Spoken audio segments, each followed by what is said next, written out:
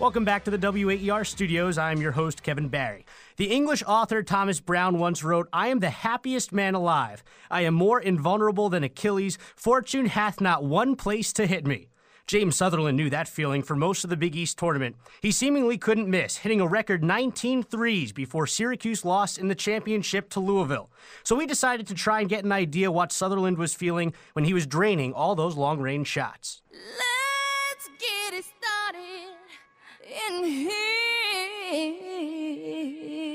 James was just hot. He was just hot. I mean, regardless of him getting good shots or not, he was just hot. What causes that hotness, especially after Sutherland's relative absence at the end of the regular season? Dr. Charlie Brown is the director of Get Your Head in the Game, providing performance coaching for anyone, especially athletes. He says those streaks of success have a lot to do with bigger successes building off smaller ones and building confidence. On the basketball court, that translates to getting the ball in the rim, however you can. There's a lot of data out there that shows that the majority of athletes will play better if they are more confident. More than anything else, confidence is based upon how well you've been attaining your goals. And so if you start hitting shots, your confidence is going to increase. Sutherland agrees. If I hit my first one, I think I'm hot. Good shots are easier to make than hard shots, like when defenders in your face. But after a while, after the first 3 or 4 shots, it doesn't even matter after that point. That's how an athlete can get into a groove. To stay there, it's all about mindset. Brown explained that the brain is split between the left, logical, mechanical side that handles information and the emotional side on the right. That's the part that takes over when the body does something it's done over and over again, like shoot a 3. When athletes are hot, they keep their thoughts away from the detailed mechanics about why. That left part of your brain is like the coach. And I always tell my athletes, the coach is not allowed on the court. If you're thinking when you want to be playing, if you've got that internal chatter going on, thinking about, oh, my numbers were this last time, you're dogman. You don't want to hesitate, especially when you're getting into a little rhythm. There's a lot of shots where some people feel like they lose confidence in because they missed the first 3 shots and they hesitate on the shot they're wide open. And you can't do that when you're a shooter. You gotta forget the misses and the makes and just focus on the next shot and think that's going in. Dr. Jack Lesyk is the past president at the Association for Applied Sports Psychology. Be in this moment. You don't block something out.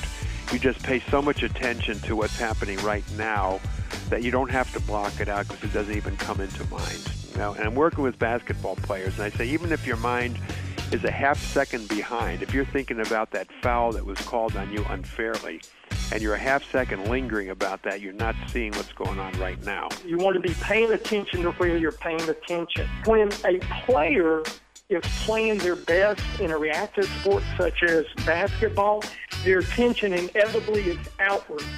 They're focused totally outward. They usually have this broad attention until it comes time to shoot for the basket, then all they see is rim. So if you're skeptical of athletes who say stuff like this... I took 18 shots. I really didn't know. Shot goes in, whatever. Shot, you miss it, whatever. It doesn't even matter. Just looking for the next one. It's a great feeling. I mean, I didn't realize I went 6 for 6 until I look down at the paper now. I mean, I don't even think about it. I just go up and just play. If you're talking about a player who is successful, Brown and Lesyk agree. They probably aren't analyzing their actions enough to keep track of their stats. As I'm working with basketball players, I say, when you really want to focus, where's the ball? Because that is the whole game evolves around that basketball. And you look at the patterns of both teams. And as you analyze that, you're going to be able to define for yourself, what are you preparing? What's your action? Are you the person who's going to go in and get a rebound? Do you have the ball? You're going to pass to somebody. When you really get into that, then all those other things just fade away. They don't exist. The effect applies to more than just the individual. A hot shooter can help a team in a lot more ways than just on the scoreboard. There's 2 types of imagery that have effect. One is that you can see yourself doing it, and you're going to be more likely to do it. But also to have this vicarious experience where if you see one of your teammates doing it, you say, oh, man, if he does that, then I can do that also. Just being on the team when someone else is performing well does put you in a more optimistic mood. Probably takes a little bit of pressure off you if that person is making the points. If you can relax a little bit and focus, you're more likely to perform well. And I do think confidence is contagious. That's all fine when you play through the regular season, but what happens to that focus when you hit the NCAA tournament? If you think the big lights might blind the athletes, you'd actually most likely be wrong. Under pressure situations, when people know you have to pay attention to what's essential, they actually get better at paying attention and blocking out the distractions. Surgeons do that.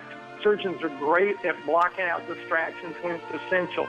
You look at athletes, if they know that distractions have more potential to disrupt a critical play, they actually get better with saying, keep the attention on what's essential right now. It's almost like you're hyper-vigilant to keep it where it needs to be. I love the scene from Hoosiers, the team from the small town, in rural area. They're going to play on the big stage, and what does the coach do? He gets them out on the court, and they measure what's the distance from the hoop to the floor, 10 feet. What is it back home at Hickory? The same thing. And he's making the point that the game is played within the boundaries of the court. And if you focus on playing the game, and if you focus on the familiar court, you're going to stay focused in a good way. If you pay attention to the thousands of people that are watching you and the outcome of the game, you're probably going to get distracted and more likely to make yourself nervous. The chances that Coach Boeheim had the team measure the court in Madison Square Garden before the Big East tournament is low, but Sutherland still ended up shooting 58% from three. The senior forward says performances like that, when it matters, is just what senior leaders do. For more on Dr. Charlie Brown, you can visit headinthegame.net. He and Dr. Jack Lesyk are a part of the Association for Applied Sports Psychology. It's the largest sports psychology organization in the world, with 1,700 members in 42 countries.